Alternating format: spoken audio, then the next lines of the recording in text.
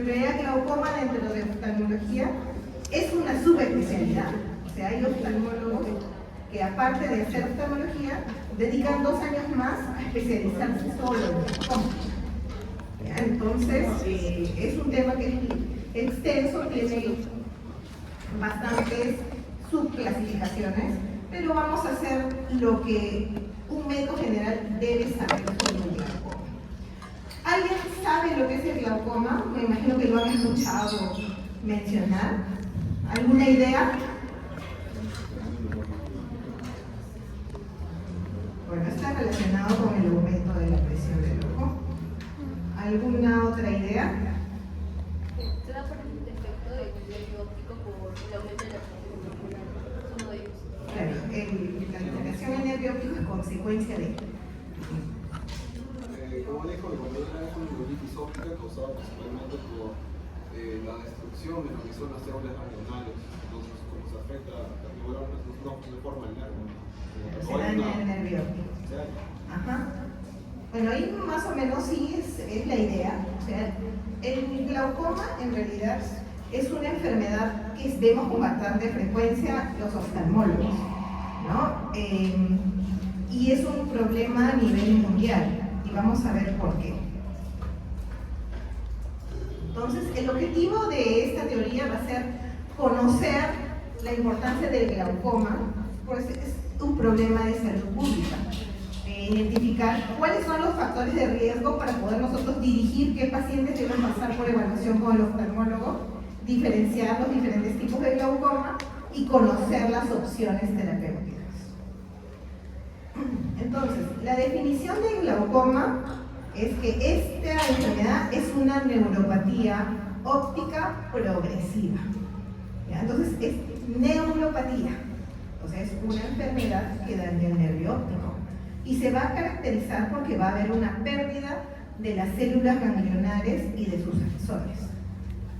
Esta pérdida tiene un patrón en particular que hace que su aspecto en el fondo de ojo y el aspecto de un examen que se llama campo visual sea característico para poder decir este paciente tiene glaucoma o este no tiene glaucoma. O sea, tiene hallazgos que son bastante puntuales que hacen que uno pueda diferenciar la neuropatía por glaucoma de otros tipos de neuropatía. Entonces, como podemos ver ahí en las imágenes, tenemos un nervio óptico con una excavación muy grande. Si se dan cuenta, tiene un filito que es un poquito más naranja, que vendría a ser donde están las fibras nerviosas. Es decir, que la parte del centro es una parte, vamos a llamarla vacía, ¿no? O sea, esa parte no tiene fibras nerviosas. Entonces, hay un daño porque ha disminuido la cantidad de fibras nerviosas y solas las estamos viendo en la periferia, ¿no? La proporción normal, vamos a decir, de lo que viene a ser la excavación versus la totalidad del nervio óptico o la relación copa-disco normal es de 0.4 o 0.3, ¿no? Acá si yo veo una foto así, yo diría, este paciente tiene 0.9, ¿no? O sea, como que el centro casi me está representando un 90% y el bordecito es un 10%, ¿no? Entonces diría, este daño, eso es un nervio óptico dañado y podría corresponder con glaucoma. Y aquí vemos lo que es un campo visual glaucomatoso, ¿no? El campo visual del paciente con glaucoma se daña de la periferia hacia el centro, ¿no? Entonces, como podemos ver, aquí esta zona es un escotoma inferior y este es un escotoma superior de tipo arqueado.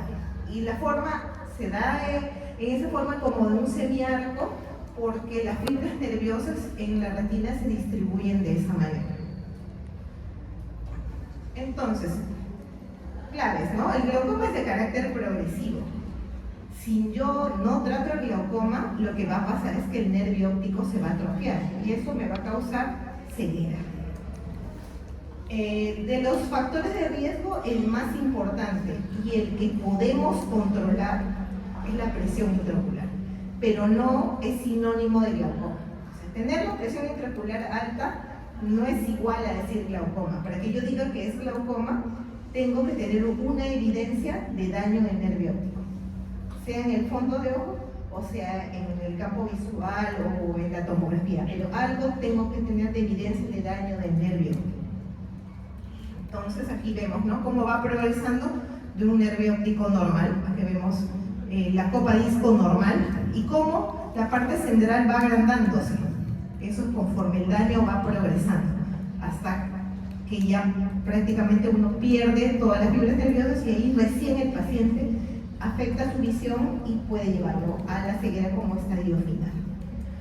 Y en la imagen de abajo es cómo se afecta el campo de visión. O sea, pierdo visión periférica, pero el centro está bien, ¿no? Entonces yo puedo tener un paciente con un campo de visión muy cerrado, incluso un puntito, como si uno viera a través de una cerradura, pero el paciente todavía me lee la cartilla de letras bien. O sea que la agudeza visual no es se puede decir, no es la afectación de la agudeza visual no es un signo que el paciente, o un síntoma que el paciente me va a referir, porque puede ver perfecto, pero con un campo de visión chiquito. Entonces el paciente tiene que buscar, ¿no? O sea, si yo miro aquí, yo no veo a los alumnos acá, o no veo que, bueno, entonces yo al caminar me puedo estar tropezando con las cosas, porque tengo que mover mi cabeza a todos lados. Nosotros caminamos sin tener que estar mirando al piso, porque ya está en nuestro campo de visión.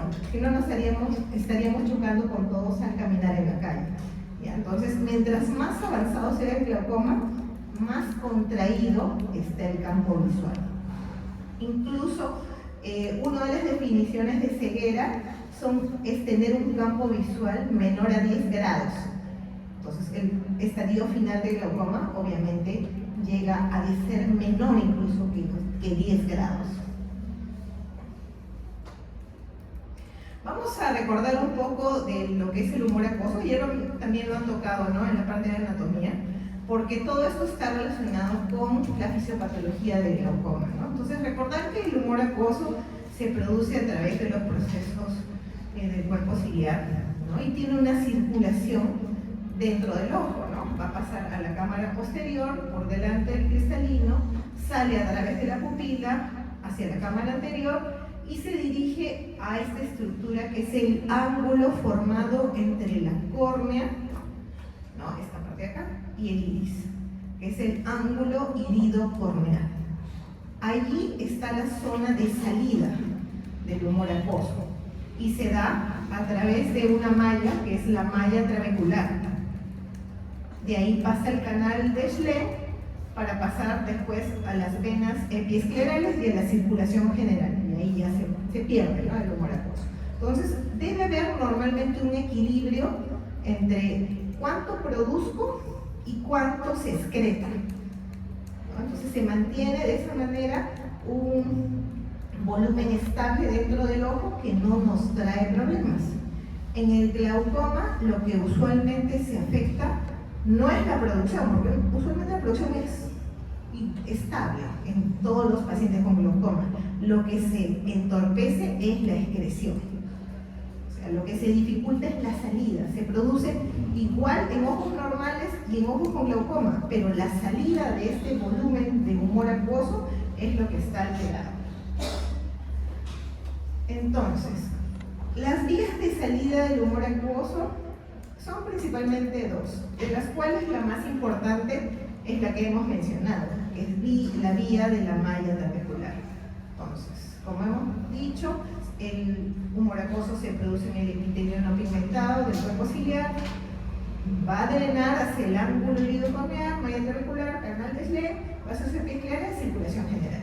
Y la otra vía, que es una vía de menor cuantía, pero también es importante porque los medicamentos que usamos para el glaucoma utilizan esta segunda vía potenciándola para aumentar por este lado la salida del humor acuoso. En este caso, el humor acuoso que drena a través de eso va a un espacio que es virtual, está entre las fibras del músculo ciliar y pasa a un espacio supraciliar y coroideo y por ahí difunde. Esa es una vía secundaria. Pero, como hemos dicho, el drenaje trabecular es el más importante, o sea, representa casi un 90%, mientras que la vía ureescleral es alrededor de un 10%. Incluso se dice que a través del iris podría drenar una pequeña cantidad de humor acuoso, pero es ínfimo. Las dos principales son la trabecular o convencional y la ureescleral o no convencional, ¿ya? Y la que se utiliza para el tratamiento es potenciando la vía ureescleral, como vamos a ver. Entonces, hemos dicho que para que yo pueda tener una presión normal, tengo que tener un equilibrio entre la producción y la excreción. Una presión normal es aquella en la cual el ojo funciona sin que me ocasione problemas. Entonces, esta distribución de la presión, acuérdense que la presión intraocular se mide en milímetros de mercurio, ¿ya? Para eso se hizo un estudio poblacional para ver cuál es la presión normal del ojo y se vio que sigue una distribución no gaussiana. El valor, el rango estadístico normal es el que está señalado acá, de 10 a 21 milímetros de mercurio.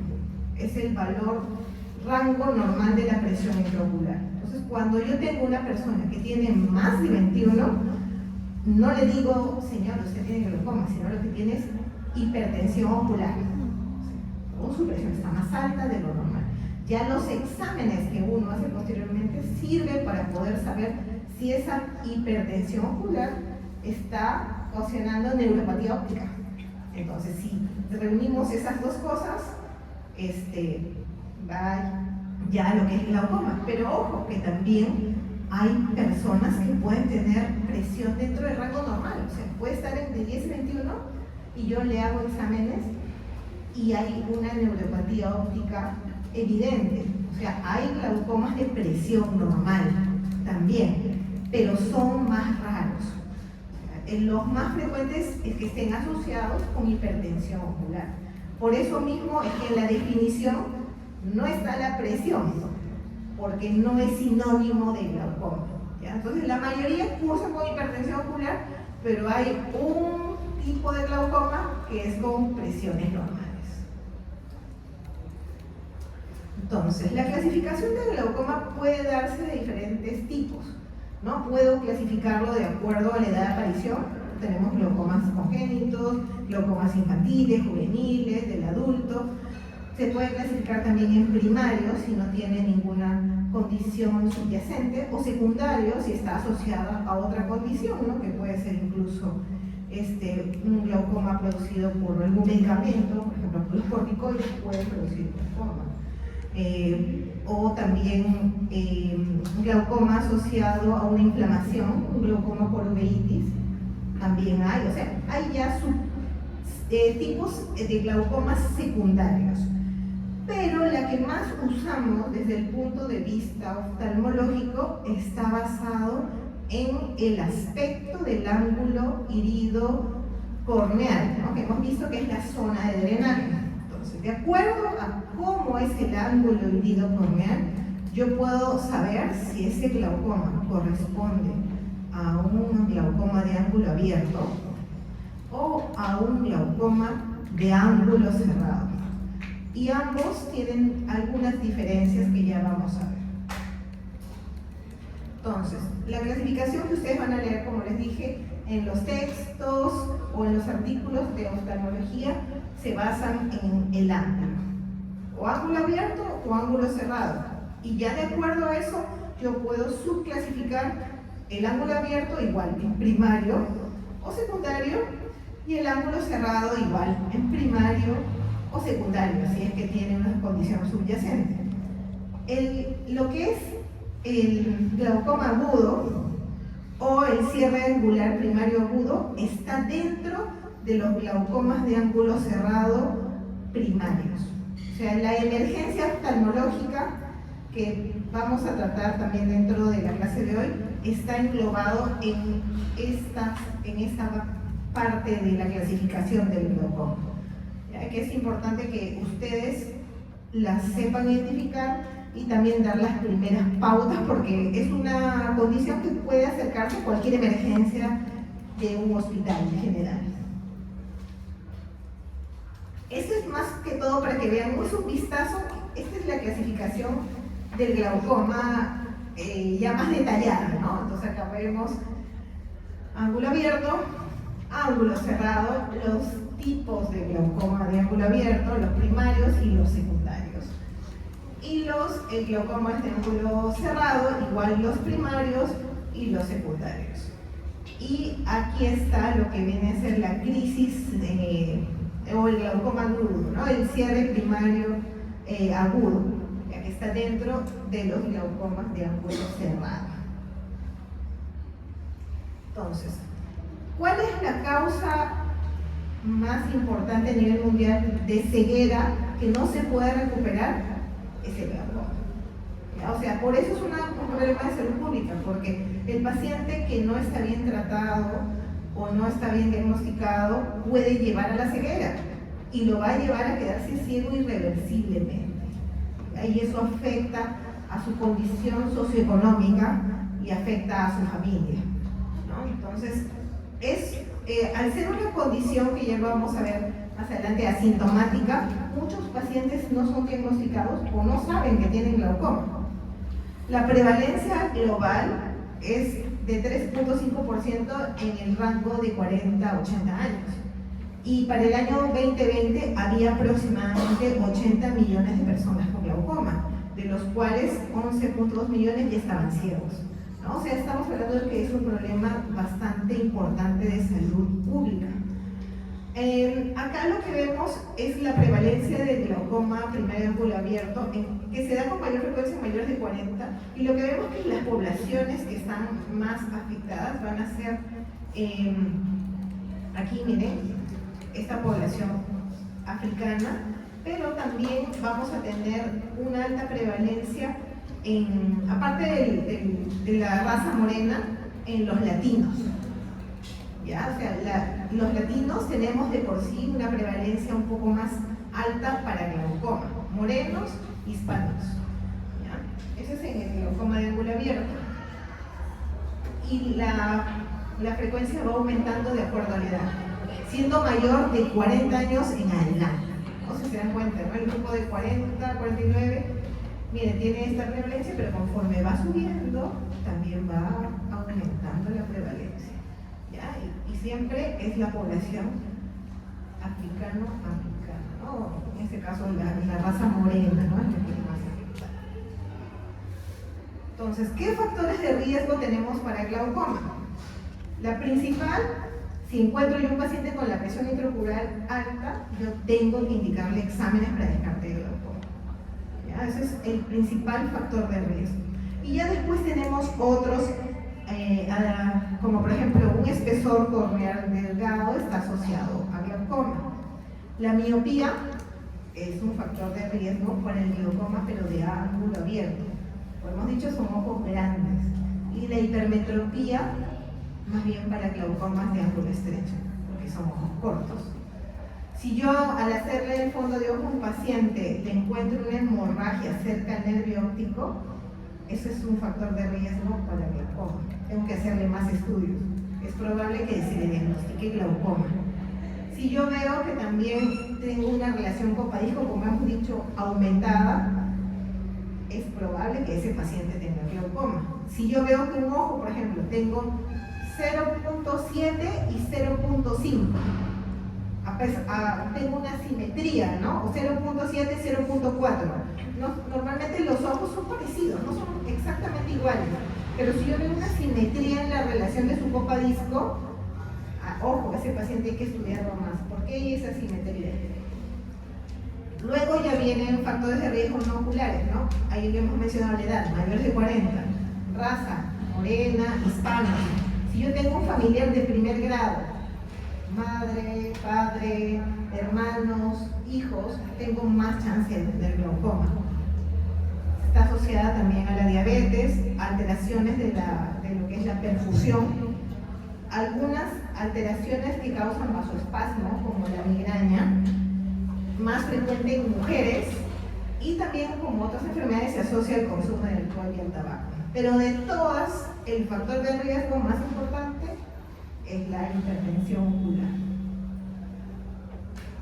Entonces, ¿cómo es que se daña el nervio, no? ahí hay dos teorías. Hay una teoría mecánica y una teoría vascular. Ambas lo que van a ocasionar es la neuropatía óptica.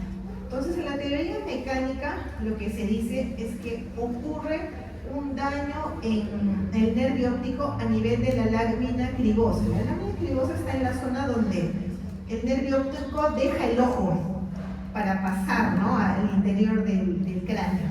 Y viene a ser como un tejido conectivo, como una mallita. Y por ahí atraviesan las fibras nerviosas. ¿Ya? Esa zona también se llama lámina cribosa, porque hay otra parte que baja de la nariz que también se llama lámina, pero en el ojo la lámina cribosa se refiere a esa zona anatómica. No estamos hablando de la nariz, en este caso de la ojita, para no haber confusión. Entonces, se dice que hay cambios microestructurales en la lámina cribosa que van a ocasionar unas alteraciones al momento que las fibras nerviosas pasan por ahí, porque si imaginemos un colador y como que por ahí pasan las fibras nerviosas como cables.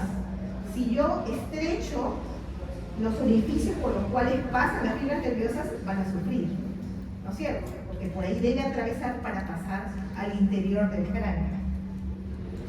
Entonces, si hay un engrosamiento de la lámina cribosa, se dice que esta podría estar ocasionada indirectamente por el aumento de la presión y ocasionaría que los axones que pasan por allí como que se torcieran, ¿no? Y esto que es un cambio en el sentido de las fibras, ocasionaría un estrangulamiento de los axones, alterando lo que es el flujo axoplásmico de la neurona. Entonces, al pasar a eso, ¿qué va a pasar? Que va a haber finalmente una apoptosis de la neurona. Y así poco a poco va a ir dañando ese nervio óptico. Porque no es que todas mueran en un mismo momento, sino hay grupos de acuerdo a dónde está localizado el axón, que son dañados primero y después hay una secuencia de daño en el tiempo, ¿no? Entonces, lo que va a suceder es que la neurona va a tener un nivel homeostático alterado, obviamente van a haber neurotransmisores que causan citotoxicidad, sobre todo lo que es el glutamato, y finalmente va a llevar a la muerte de la neurona. Y como no se regenera, pues la neuropatía óptica va a ser evidente. La otra teoría es una teoría asociada a la parte vascular, porque hemos visto también que entre los factores de riesgo hay enfermedades que hemos dicho que causan vasoespasmo, ¿no? Está asociado incluso a la migraña, ¿no? O alteraciones de perfusión, ¿no? Estamos hablando de un factor isquémico. Entonces se dice que en esta otra teoría, la compresión de los capilares que nutren al nervio óptico, que se daría igual a nivel de la lámina cribosa, esta compresión de los capilares haría que el flujo que normalmente irriga al nervio estaría alterado. Esto daría hipoxia y a su vez también morirían las células ganglionares, que son las células que son más susceptibles a estos cambios, ¿no? Entonces, todo me va a llevar a una alteración de la nutrición del nervio óptico, como hemos dicho, por hipoxia a nivel de la lámina cribosa, afectando a los grupos celulares que atraviesan esta lámina y a daño del nervio óptico. Entonces, tenemos que muchos casos de glaucoma no se pueden explicar por cada teoría por separado. Entonces se dice que habría una combinación de ambas teorías para poder tratar de explicar los diferentes subtipos de glaucoma que hay. Al fin y al cabo, sea cual sea la teoría, el fin va a ser la muerte de las células ganglionares. Acá también es un cuadrito para ver que hay mecanismos, como hemos dicho, de daños independientes de la presión intraocular, porque también hemos dicho que hay glaucoma con presión normal. Entonces diría, pero si lo otro está relacionado a la presión alta, ¿y qué pasa con los que no tienen presión alta? ¿Qué lo ocasiona? ¿No? Entonces ahí hay otras teorías. Los que cursan con presiones normales podrían de repente estar asociados a la alteración de la perfusión, a autoinmunidad, a pérdida de factores neurotróficos, a mecanismos o falla de mecanismos de reparación tisular o alteraciones de la vasculatura retiniana, ¿no? Eso ya son otro tipo de mecanismos que también podrían estar asociados en los casos de glaucoma a tensión normal. Entonces, ya sabemos que el glaucoma es una neuropatía óptica progresiva, pero ¿y ahora qué síntomas tiene el paciente cuando viene, ¿no? ¿Qué me va a decir? ¿Qué me va a contar? ¿Qué es lo que siente? Pues la mayoría no siente nada. Ese es el problema, es asintomático. Entonces el paciente viene por otra cosa, viene para verse la vista, viene por un chequeo, a veces el trabajo los mandan, ¿no? Para una evaluación ocupacional, viene porque le pica el ojo y de pronto uno le evalúa y como el principal factor de riesgo es la hipertensión ocular, encuentra la presión alta, ¿no? Entonces, ese es el punto de partida para el resto de exámenes. Muchos pacientes a veces cuando uno les dice, señor, usted tiene una sospecha, ¿no? Que tiene glaucoma. Entonces comienza, ¿usted tiene familiares con glaucoma? A veces no saben, ¿no? El nombre de glaucoma. ¿Tiene algún familiar que alguna vez haya quedado ciego? O sea, esas indirectamente hay que preguntar. ¿Sus papás, alguien usaba gotas todos los días? Debe ser una condición crónica en tratamiento diario, ¿no? Entonces, a veces no todos tienen datos de la familia porque se da en una edad de 40 para arriba, ¿no? Entonces ya están dispersos y a veces no todos comentan su condición médica, ¿no? Entonces hay que tratar de sacar indirectamente alguna información o a veces pregunte y en la segunda cita nos comenta, porque los factores de riesgo son importantes y van a complementarnos para ayudarnos con el diagnóstico, ¿ya? Entonces, asintomático. En las etapas avanzadas recién podríamos ver algún compromiso de la agudeza visual, ¿ya? Y como hemos dicho, ningún cambio en su visión hasta que el daño es muy grave.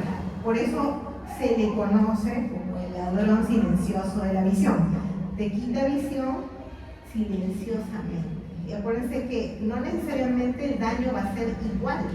Yo puedo tener una asimetría, un ojo más dañado y un ojo con menos daño. Y como los dos ojos ven, porque no es que uno camine con un ojo abierto y uno cerrado, entonces compensan sus campos visuales.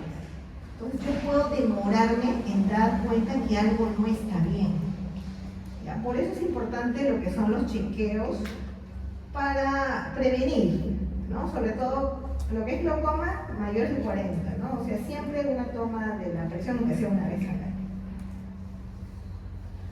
Entonces se hace la evaluación normal como cualquier otro paciente, ¿no? Ver cuánto ve, hay que ver las pupilas, si son reactivas o no reactivas. Cuando el nervio óptico está muy dañado, que es en el estadio final, ya la pupila no me hace reacción a la luz.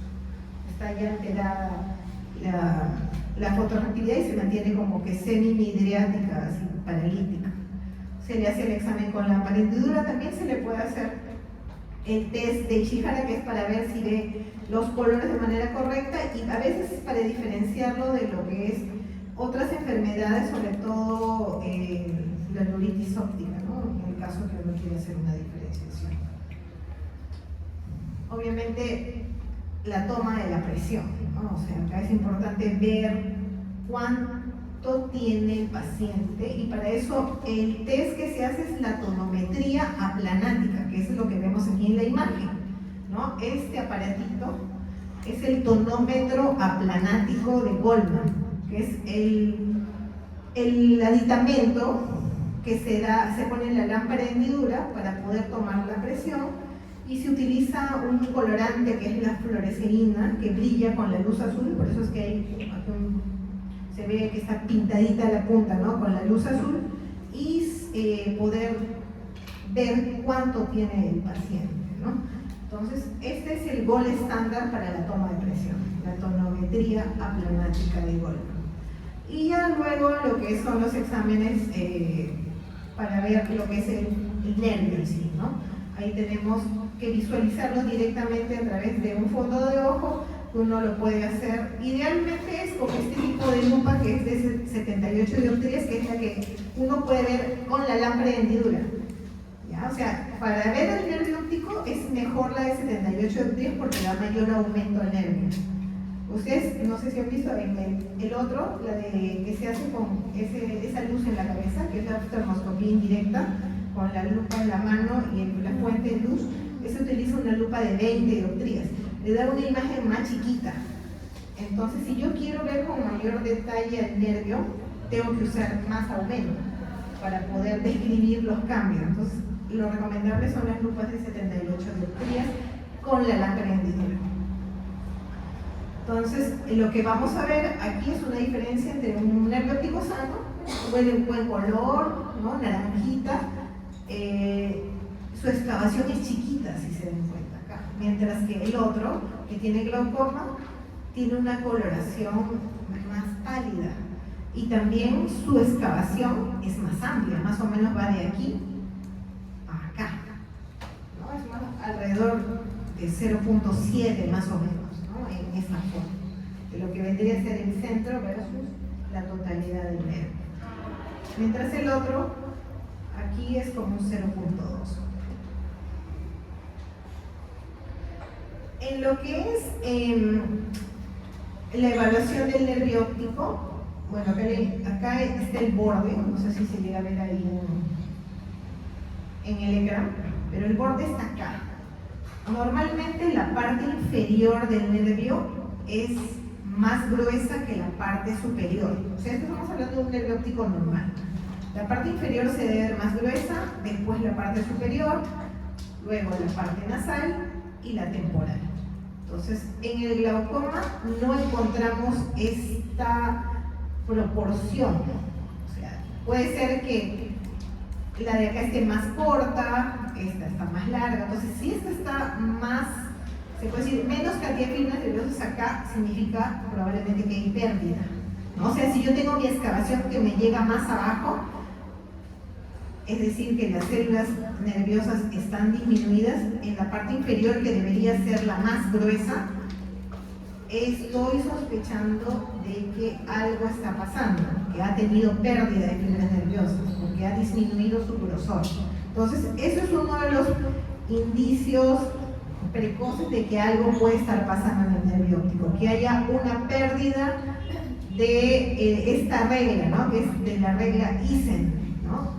Donde inferior debe ser mayor que superior y mayor que nasal y temporal, ¿no? En ese orden. Cuando está rota la regla Isen en el fondo de ojo, hay que hacer estudios de glaucoma.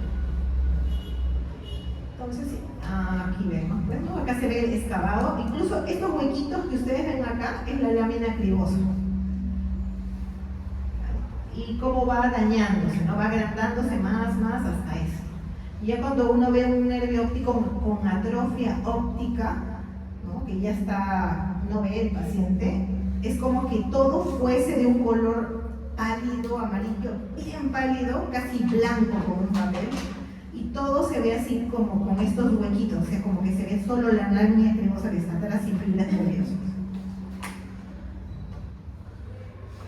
Como también mencionamos, la clasificación se basa en el ángulo, ¿no? Entonces, ¿cómo yo sé cuál es de ángulo abierto y cuál es de ángulo cerrado, ¿no? Si eso está en una posición que si yo lo miro de frente, no lo veo, yo veo todos los ojos iguales. Entonces, para eso utilizamos un examen que se llama gonioscopía. La gonioscopía es un examen que se hace en la lámpara de hendidura y que utiliza una lupa, ¿no? Que va en contacto con el ojo. La lupa tiene un lente, o sea, tiene acá, en realidad son 4, pero de estos se utiliza uno, que es el más pequeño, que es este de acá, que va a ir girando. Uno lo va girando, obviamente el paciente está con poca anestesia, porque nadie dejaría que le manipule el ojo con un lente, y se va girando y se va mirando los 4 cuadrantes, para poder ver si se visualizan las estructuras del ángulo. Es como que lo está viendo como una reflexión, ¿no? Porque el ángulo está como que está arriba, acá y acá. ¿Ya? Entonces, acá yo puedo ver las estructuras que conforman el ángulo y de acuerdo a eso yo digo si es grado 4, 3, 2, 1 o está completamente cerrado. Pues yo cada cuadrante le pongo un número y de acuerdo a eso, yo digo, ¿es ángulo abierto o es ángulo cerrado? Los ángulos abiertos son mayores del grado 2 y menores del 2 son los cerrados. Y así es como se ve con el aumento de la lupa, que debemos ver las 4 estructuras: la línea Schwarz, la malla triangular, el espolón escleral y la banda del cuerpo ciliar. Son las 4 estructuras que deben verse en un ángulo completamente abierto. Luego ya tenemos otras pruebas complementarias, ¿no? Ahí seguro algunos de ustedes ya habrán visto en consultorio de oftalmología a pacientes trayendo sus resultados de lo que es la tomografía de coherencia óptica o el OCT. El OCT es un examen que utiliza la interferometría, o sea, es la luz, para poder medir la cantidad de fibras nerviosas que tiene el nervio óptico y compararlo con un software que ya viene precargado en la máquina de la población normal para su edad. Por eso es importante que verifiquen primero que los datos del paciente estén correctos, porque si la persona que le hizo el examen le puso otra fecha de nacimiento, lo va a comparar con otro grupo etario y entonces puede salirle cualquier cosa como resultado, ¿no? Entonces siempre los datos que corresponde al paciente y a la fecha de nacimiento. Entonces vamos a tener, el examen es bastante amigable porque incluso con colores nos guía, como el semáforo: verde, el resultado está bien, ámbar es límite y rojo está disminuido. Entonces vamos a ver la cantidad de fibras nerviosas, acá también sale la relación entre la copa disco, el tamaño del nervio, nos saca después también la cantidad de fibras nerviosas por sectores, por cuadrantes, superior, inferior, nasal, temporal, y por horas incluso, ¿no? Como si fuese un reloj. Y de acuerdo a eso yo puedo decir si es que hay disminución o no de fibras nerviosas de ojo por ojo. Y le asigna obviamente un valor. Ya hemos mencionado que otro examen importante es el campo visual. El campo visual en este caso lo hace el paciente. El examen anterior lo hace un examinador al paciente, es como una foto, pero el campo visual lo hace el paciente. O sea, el paciente uno lo acomoda, es igual ojo por ojo y le da un timbre para marcar. Se le van a proyectar estímulos luminosos que van de diferente tamaño y de diferente intensidad. Y es el paciente el que debe marcar cada vez que ve el estímulo. Entonces tiene que tener un cierto grado de colaboración. Si el paciente no me colabora o no entendió el examen, va a salir cualquier cosa, ¿no? Entonces uno ve si el examen está bien hecho porque ahí sale el tiempo que demoró en hacer el examen. Cuando vemos que demoró más de 6 minutos, lo más probable es que el paciente haya estado durmiéndose, haya estado incómodo, haya estado mirando a otro lado, ¿no? Y también nos da unos índices de confiabilidad para ver si realmente ese examen me puede tener un valor para contribuir o no al diagnóstico, porque si no también me puede llevar a error si es que no tomo en cuenta esas consideraciones. Entonces en el glaucoma lo que vamos a ver son escotomas. Escotomas se llama a una pérdida de campo visual. Como hemos mencionado, el tipo de escotoma característico del glaucoma son los escotomas que son arqueados, que tienen esta forma, ¿no? ¿Por qué? Porque las fibras nerviosas se distribuyen así. Por eso es que los escotomas en el campo visual van a salir así, ¿no? Como un ángulo, por la disposición de las fibras nerviosas. Entonces los escotomas arqueados son los más característicos. Pero también podemos tener un tipo de escotoma paracentral. Y este tipo de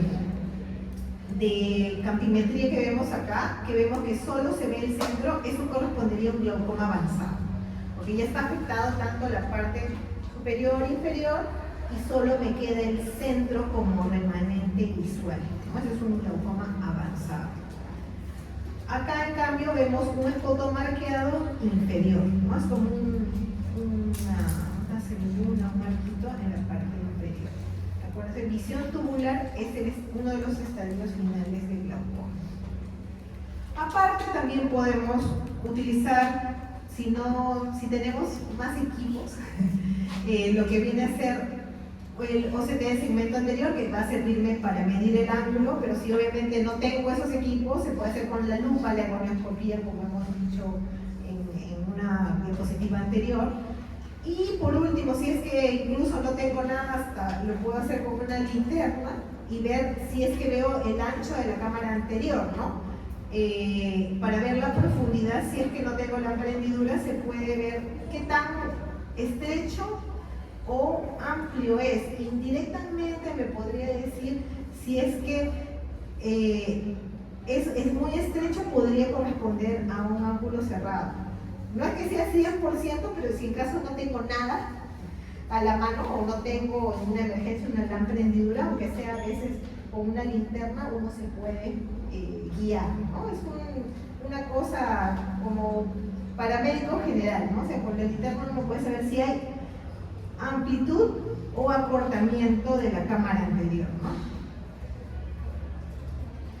Y ahora vamos a hablar un poco sobre el tratamiento. Esto es lo que vamos la parte inicial es en relación al ángulo abierto, ¿no? Entonces, como el único factor que se puede controlar es la presión ocular, porque han visto que el resto de factores de riesgo, que son edad, raza, sexo, o sea, no puedo cambiar esas cosas, antecedentes familiares, si es miope, o sea, son cosas que no son modificables. Lo que yo puedo modificar es la presión intraocular. Entonces el tratamiento se basa en bajar la presión intraocular. Incluso en los glaucomas de tensión normal se les baja más la presión para tratar de proteger lo más que se pueda. Entonces, para eso vamos a tener medicamentos, que la mayoría son tópicos. Tenemos también lo que es láser. Y luego ya pasamos a la parte invasiva, que son las cirugías del glaucoma. ¿Cuándo se hace qué cosa? Inicialmente, la mayoría de pacientes va a comenzar con tratamiento médico. ¿Por qué? Porque las cirugías de glaucoma a veces no son definitivas, tienen un tiempo de duración de la cirugía. Entonces, no es lo que inicialmente uno le propondría a un paciente con glaucoma de inicio, ¿no? De inicio, uno procura con el tratamiento médico utilizar todas las drogas que hay en el mercado, que solo son 4. O sea, no hay más medicamentos para glaucoma, solo son 4. Obviamente hay diferente casa comercial, cada uno tiene su nombre, pero son 4 principios activos. Entonces uno, si agota todos esos 4, lo más probable es que ya requiera un tratamiento quirúrgico, ¿no? Para evitar el daño total del nervio. Entonces, en el tratamiento médico tenemos lo que son mióticos. Lo que van a hacer, en este caso, la pilocarpina, es, al producir miosis, ayuda a aumentar el drenaje del humor acuoso. Entonces, los medicamentos van a actuar o en la producción o en la excreción. En este caso, la pilocarpina lo que aumenta es la excreción. Luego tenemos los alfa-adrenérgicos. En este caso, acá en Perú, con lo que contamos es con la brimonidina. La brimonidina lo que va a hacer es un doble mecanismo. Actúa tanto en disminuir la producción del humor acuoso como aumentar su drenaje a través de la vía urobiliar. Luego tenemos los beta-bloqueadores. Los beta-bloqueadores se usan hace muchísimo tiempo. Es uno de los grupos farmacológicos que se cuenta desde, creo que casi como 100 años, el timolol, ¿no? Entonces aquí lo tenemos, la concentración que tenemos en Perú es el 0.5% y se utiliza 2 veces al día, y lo que va a hacer es disminuir la producción del humor acuoso, pero también tiene algunos efectos secundarios, como son la disminución de la frecuencia cardíaca. Entonces hay que ver en qué pacientes se puede dar. Acuérdense que el glaucoma se da en personas usualmente mayores, que ya tienen comorbilidades. Entonces, si yo tengo un paciente que tiene arritmia, lo más probable es que no le pueda dar timolol. Si tiene asma, tampoco, porque le voy a hacer broncoconstricción, ¿no? Entonces hay que conocer los antecedentes del paciente, porque es una gotita de eso, y el paciente o viene bradicárdico, ¿no? Entonces siempre preguntar qué está tomando o qué se está poniendo, porque a veces uno subestima las gotas, ¿no? Pero pueden tener en algunos casos efectos sistémicos cuando hacen su historia clínica. Luego tenemos también los inhibidores de la anhidrasa carbónica, alteran o disminuyen la producción del humor acuoso, y tenemos la dorzolamida, la brinzolamida y la acetazolamida. Es la única, el único medicamento para vía oral por glaucoma. Pero como este va por vía sistémica, tiene efectos secundarios que son más visibles para el paciente, ¿no? Me van a depletar potasio, que es un diurético. Entonces, cuando yo doy acetazolamida por vía oral, no lo puedo dar mucho tiempo. Lo doy en casos muy puntuales y se da por un corto tiempo. Y tengo que aumentar ingesta de potasio para no tener calambres, dolores abdominales, parestesias, ¿no? Porque si no voy a tener los efectos secundarios del medicamento al ser tomado por vía oral. Cosa que cuando se aplica tópicamente no tengo. Tópicamente lo que me va a dar es mal sabor. Como hay comunicación entre el ojo y la boca, cuando se echa la dorzolamida queda con el sabor como a metal. O sea, a algunos no les gusta eso, pero no tiene los efectos sistémicos de la depresión de potasio. Y la medicación de primera línea, ¿cuál es el medicamento que yo daría a un paciente, o que normalmente damos a un paciente de primera elección? Son las prostaglandinas. Las prostaglandinas lo que van a hacer es disminuir la presión por aumento de la excreción por la víbula escleral. Como son prostaglandinas, son elementos que son un poco inflamatorios. Entonces, el paciente que comienza a usar prostaglandina, lo que se va a quejar es que su ojo está rojo. Dice, ayer me dieron esta gota y yo estoy así, su ojo parece como si se hubiese sobado. Rosado, ¿no? No rojo como sangre, sino rosado. Entonces, al inicio puede el paciente quejarse de eso, pero conforme va usando, si es que no le molesta más que el aspecto un poco rosado, va disminuyendo con el uso. O sea, después se tolera mejor. Le digo porque de repente en algún momento algún familiar dice, ayer me han dado esta gotita, es una prostaglandina, un latanoprost, o un travoprost, o un bimatroprost. Como son inflamatorios, causan enrojecimiento y cuando sobre todo se comienza a usar. Lo otro que causa es que las pestañas crecen. Por eso algunos de los rímels, esos que te hacen para que las pestañas tienen esto, pero una concentración, ¿no? Y algunos agarraban, antes recuerdo, se agarraban ponían unas gotas de eso en su rímel y se echaban. Hacen crecer. Los pacientes que usan eso vienen a veces con unas pestañotas y son a veces hombres. Dicen, ¿no? A la edad te estás poniendo pestañas postizas y le molestan a tus amigos, pero es que le hace crecer el pelo. ¿Ya? Entonces es un efecto secundario, pero también pueden pigmentar un poco el contorno, ¿no? Entonces hay que tiene también sus pros y sus contras, pero de principio es que controlan la presión. Y es el principal, el medicamento de primera línea tópico para glaucoma, ¿ya? Las prostaglandinas. Luego, como ya hemos mencionado, si es que yo uso todo lo anterior y aún no controlo la presión del paciente, ya tengo que ir hacia la cirugía. ¿Ya? O cuando el paciente no me cumple, porque a veces no puede, porque cuesta, claro. Los medicamentos para el glaucoma, cada gota está por encima de los 100 soles. Si sumas, no es poco, ¿no? Para alguien que tenga un sueldo mínimo, no le va a alcanzar. Entonces, a veces, de los 3 que deben usar, usan 1, usan 2. Y eso hace que no lleguen a la meta de la presión que uno se programa tener, ¿no? El cumplimiento total. Entonces, uno tiene que también a veces valorar cuando uno indica cirugía, a veces porque por no cumplimiento tampoco no se va a quedar ciego, ¿no? Entonces, si todavía puede ir hacia cirugía, se va hacia ese lado, ¿no? Por no cumplimiento, y el otro es porque no me controla. Uso todo, pero a pesar de usar todo, no baja la presión. Entonces ya tengo que ir a cirugía. O porque me progrese la enfermedad a pesar del tratamiento. Entonces, dentro de las técnicas quirúrgicas, vamos a tener lo que son el láser, pero el láser va más para casos iniciales o casos a veces terminales en los cuales ya yo no quiero entrar a algo abierto, ¿no? Porque tengo mucho riesgo con respecto al nervio. La cirugía, el gol estándar para el control de la presión intraocular en glaucoma es la trabeculectomía. La trabeculectomía, ahora vamos a ver un dibujo, un esquema, consiste en derivar el humor acuoso de la cámara anterior a un espacio externo. En este caso se le hace una ampolla con la conjuntiva, que viene a ser como si fuese un extra de tejido, para que ahí se acumule por fuera el humor acuoso y después disfruta. De esa manera como que descomprimo, ¿no? ¿Ya? Pero uno tiene que saber, se puede decir, hasta dónde ajusta o afloja para la cantidad que yo quiero que drene, ¿no? Porque no va a drenar tampoco en exceso, ¿no? Porque si no también pasan complicaciones postquirúrgicas.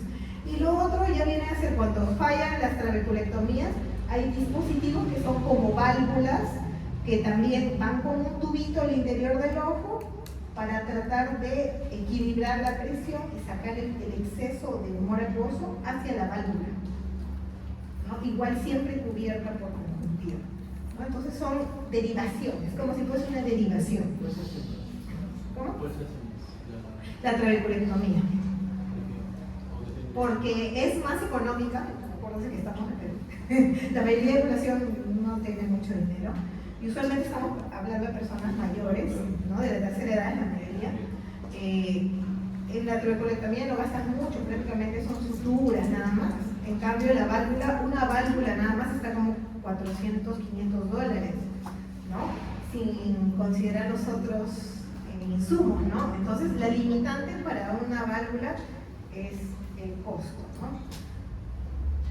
Entonces, esto de acá es como se ve una trabeculectomía. O sea, lo que se hace es hacer que el humor acuoso vaya por un orificio que se crea a nivel de la esclera y salga aquí, pero tiene que estar cubierto. O sea, no es que salga al medio exterior, porque si no yo tendría una comunicación entre el exterior y el interior del ojo, podría tener una infección. No, está cubierto por conjuntiva, o sea, se forma como una ampollita. Y ahí adentro de la ampollita está el humor acuoso que después ya se va. Ya, y acá vemos, este es el orificio que se hace, ¿no? Está incluso cubierto con un flap, pero el flap no está totalmente, se puede decir, aposicionado, hay un espacio para que funcione como válvula. Y encima, cubierto por la conjuntiva, y acá está el humor acuoso.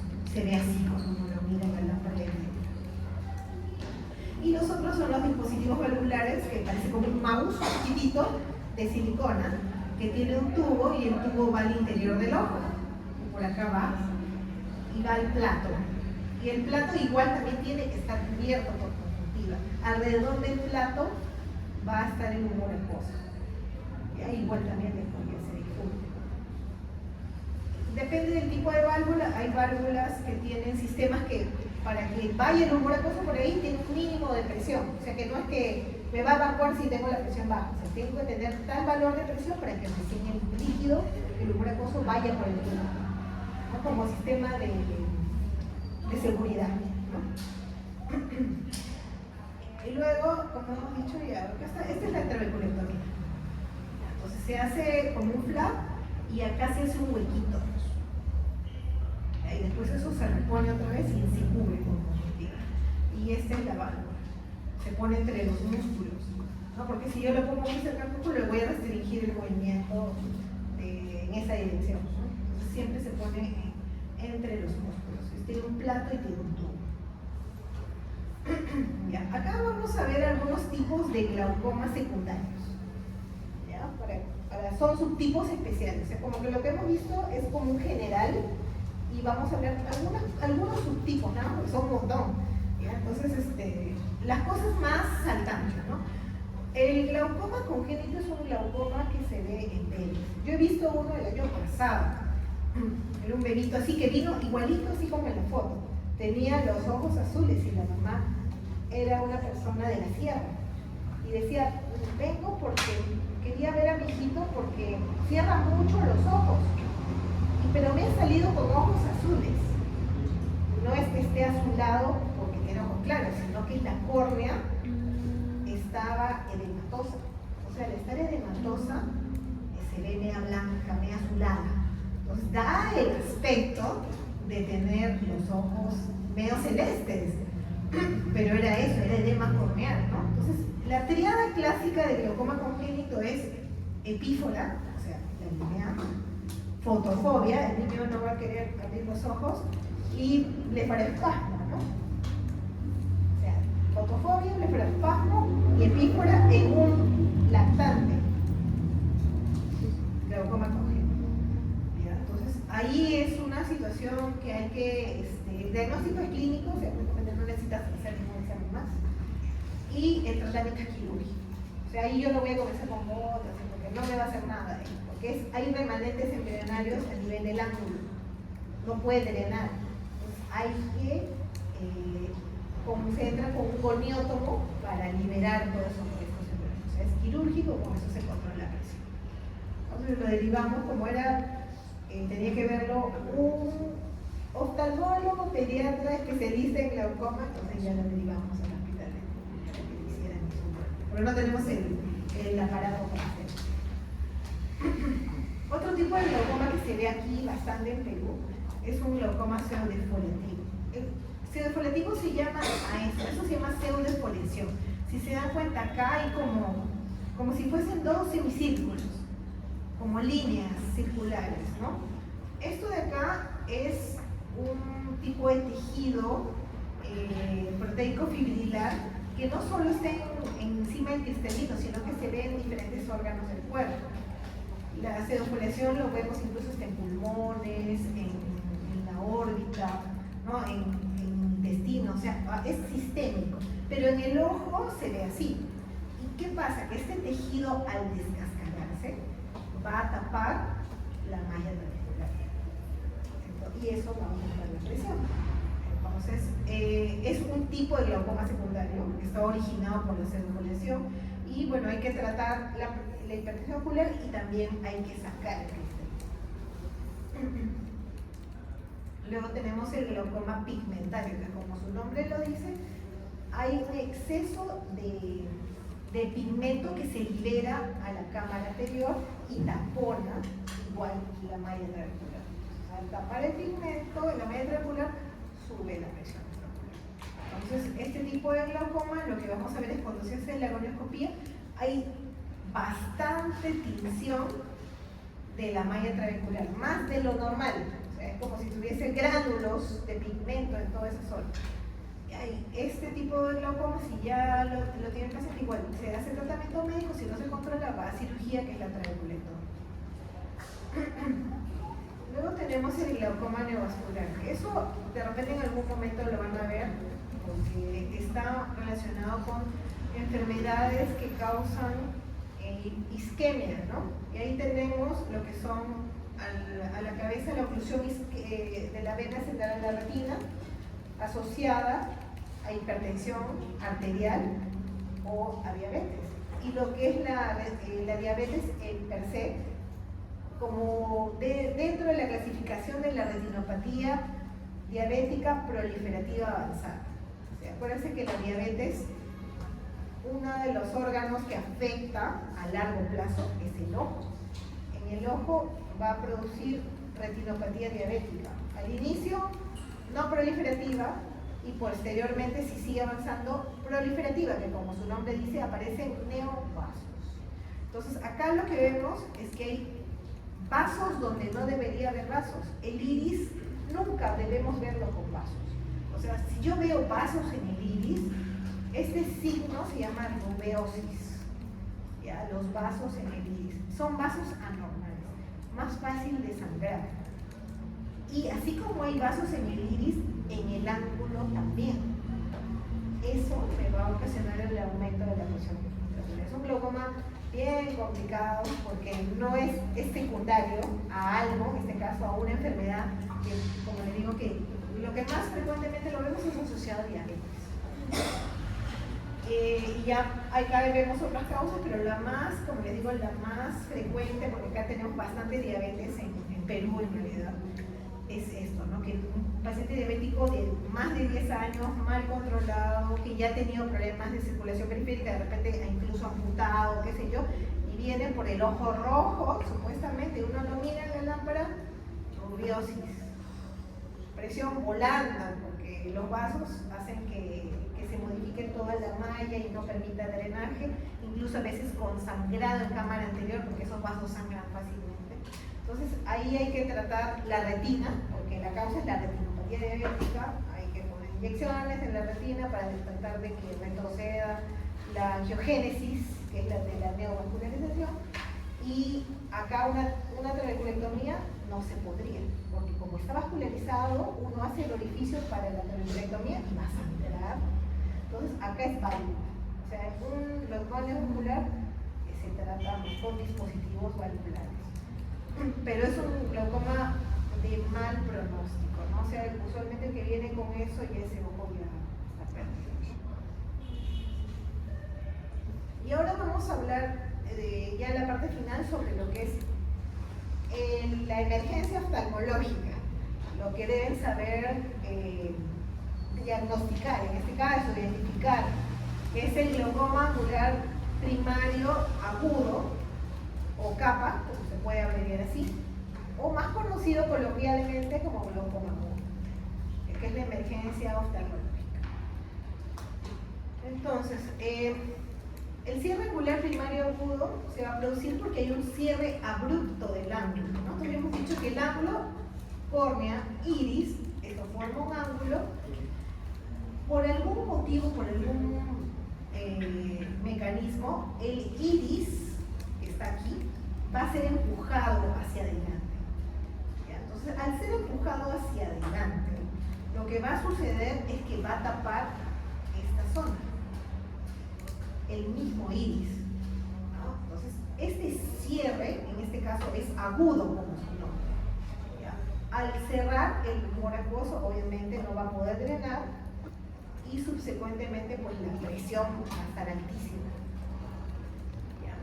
Es un aumento súbito y severo de la presión ocular, o sea que yo puedo estar un día happy, bien, y en la noche estar pero muriéndome de dolor, porque es muy doloroso.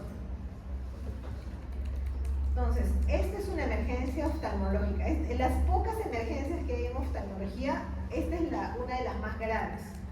Y ¿por qué? Porque me puede llevar en horas a la ceguera. Por eso es importante hacer el diagnóstico. En este caso, el que lo va a recibir en emergencia no es el oftalmólogo, es el tópico de emergencia. ¿No es cierto? ¿Y quién está? El interno, el residente. Ya en segundo ya por ahí están los asistentes, pero el que lo recibe usualmente es el interno. Entonces, como hemos dicho, el principal mecanismo del cierre angular va a ser el bloqueo del iris, que va a ocasionar el aumento de la presión. Entonces, vamos a tener que por algún motivo el iris va a estar posicionado con el cristalino. ¿Ya? Aquí, en esta imagen. Entonces, al estar posicionado con el cristalino, acuérdense que ¿dónde se produce el humor acuoso? En el cuerpo ciliar. El cuerpo ciliar está acá.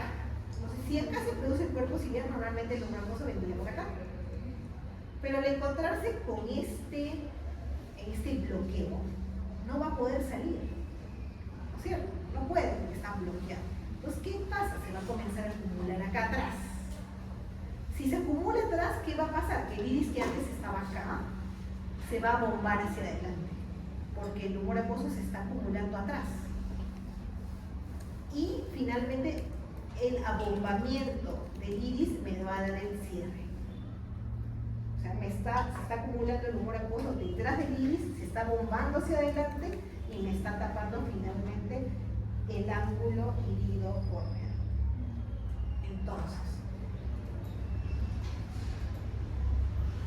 principal mecanismo, el bloqueo pupilar. Que como hemos dicho, el humor acuoso se produce aquí, no encuentra una salida, porque por algún motivo el iris está aposicionado con el cristalino, se acumula un exceso de humor acuoso que hace que el iris se abombe hacia adelante y me bloquee el ángulo, ¿no? Acá el ángulo estaba abierto y ahora ya no. Y ahora se cerró porque se me ha venido hacia adelante todo el iris. Entonces, el cierre angular primario agudo viene a ser el cierre angular con un aumento brusco de la presión que me va a dar síntomas, porque obviamente también yo puedo encontrar a veces pacientes con presiones muy altas, a veces uno toma 50 de presión, y bien el paciente está normal. Señor, ¿no le duele? Si yo veo alguna vez un paciente que está con la presión así, significa que esa presión ha ido subiendo poco a poco, como que se ha ido acostumbrando, ¿no? Pero si yo tengo 16 en la mañana y en la noche tengo 40, seguro estaría en el piso quejándome de dolor. Es como un dolor de muela, pero menor. ¿Ya? Entonces, es así, es abrupto, es brusco. Si es abrupto, brusco, voy a tener mucho dolor. Si es en el tiempo de meses, no voy a tener ninguna molestia, porque le va a dar tiempo al ojo como de acostumbrarse. Pero el glaucoma agudo es brusco. Un día estás bien, al día siguiente estás mal. ¿Qué factores me pueden precipitar? Obviamente para eso yo tengo que tener un ángulo estrecho. No es que un glaucoma agudo o un cierre primario de este tipo, no puedo tenerlo en una persona que tiene un ángulo abierto. O sea, sí, la mayoría somos de ángulo abierto. La proporción de ángulos cerrados son menos, pero no todos los ángulos cerrados me van a dar esta crisis. Son algunos piñas, como se dice, que son los que tienen a veces esta emergencia. Pero por eso, normalmente lo que decimos, si identificamos a un paciente que tiene ángulo estrecho, le sugerimos hacer la profilaxis para evitar el cuadro. Pero ¿qué me puede precipitar si yo tengo ángulo estrecho? ¿Qué me podría precipitar el tener la emergencia? Situaciones en las cuales la pupila está un poco midriática. Y son cosas a veces del día a día. Incluso situaciones de ver la televisión a media luz. O en el cine. Hay personas que eso les puede precipitar un ataque de glaucoma agudo. O algunos medicamentos. Y a veces son medicamentos para el dolor de estómago, medicamentos que dan en la farmacia cuando estás resfriado. Entonces son cosas que te pueden precipitar. No se sabe a quién le va a ocurrir y a quién no. Entonces aquí podemos tener algunos medicamentos, hay una relación de que me puede desencadenar una crisis si es que yo tengo un ángulo estrecho, ¿no? Por ejemplo, cuando uno hace un examen con dilatación, yo en consultorio de oftalmología, si no he visto a ese paciente antes de dilatarlo, puedo iatrogénicamente ocasionarle una crisis. ¿Ya? Entonces, por eso siempre antes de dilatarlo nos observamos y después recién dilatamos. Tenemos antihistamínicos, lo que es la atropina, lo que son simpático-miméticos como la adrenalina, la noradrenalina, algunos broncodilatadores como el salbutamol, también incluso, miren, el cotrimoxazol, ¿no? O sea, hay medicamentos que ves uno, en la farmacia vas y te da el farmacéutico algo para la gripe, ¿no? Cuando estás con la nariz congestionada y no saben algunas personas que tienen una condición que les puede desencadenar una crisis. No significa que a todos les va a pasar, pero hay estadísticamente siempre un número de piñas, ¿no?, que les puede suceder.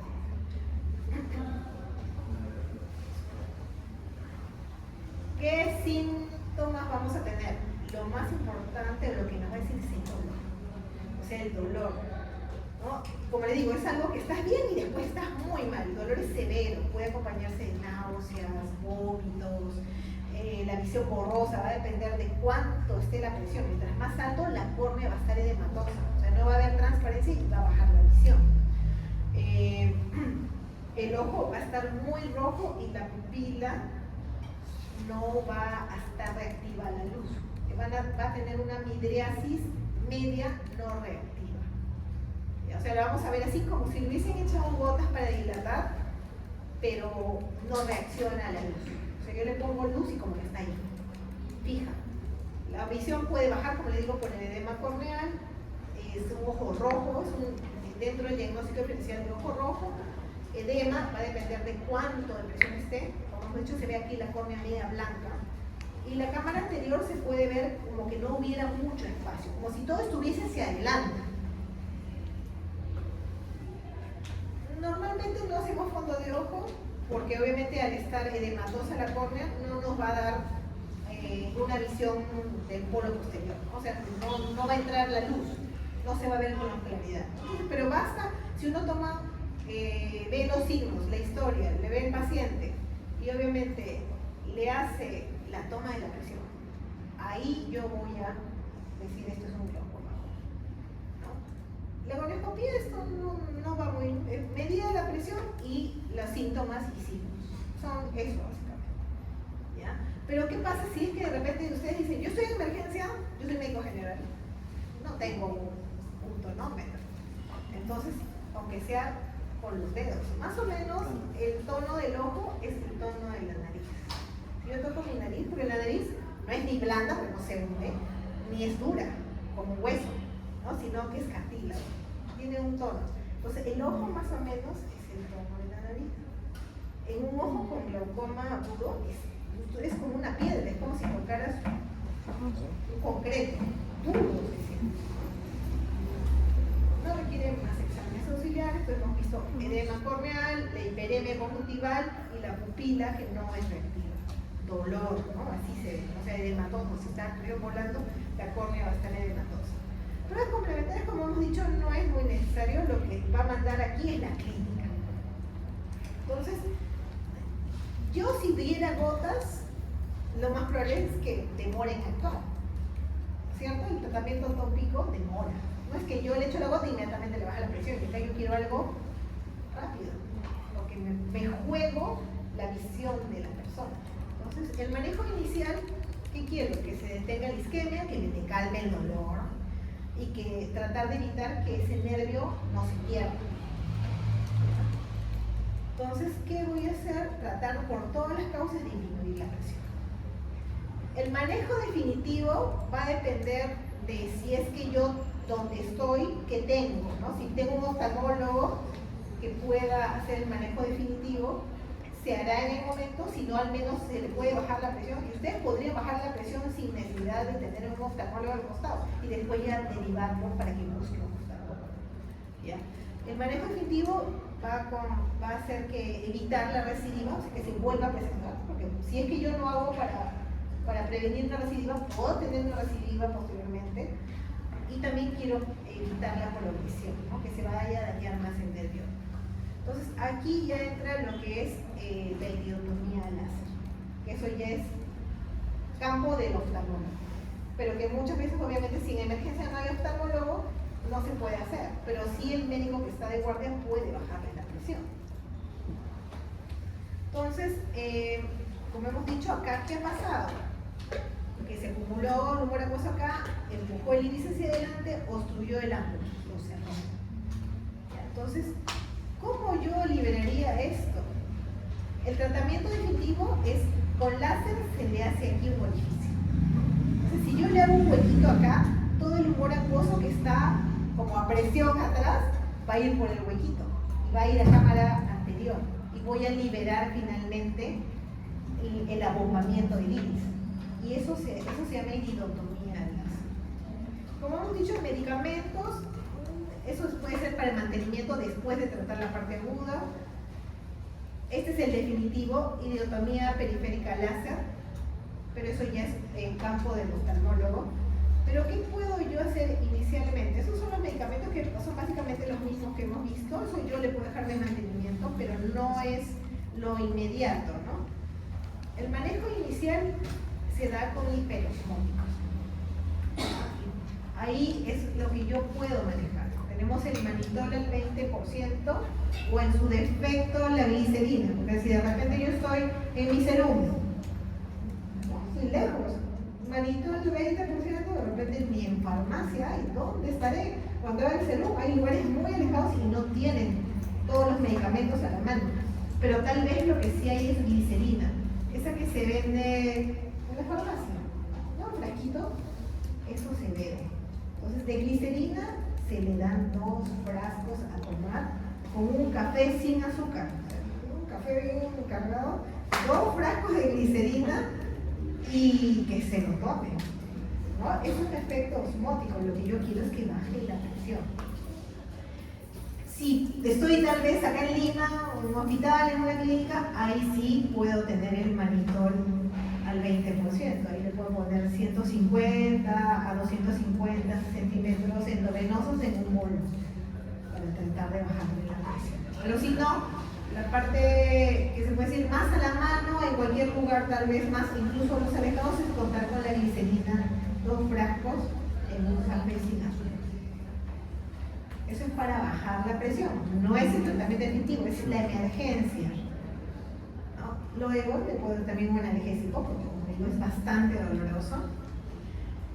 Y también se puede acompañar, acuérdense que hemos dicho que de los medicamentos para glaucoma solo hay uno que se puede dar por vía oral, que es la acetazolamida. Ese yo le puedo dar incluso 2 tabletas por vía oral para ayudar a bajar más la presión.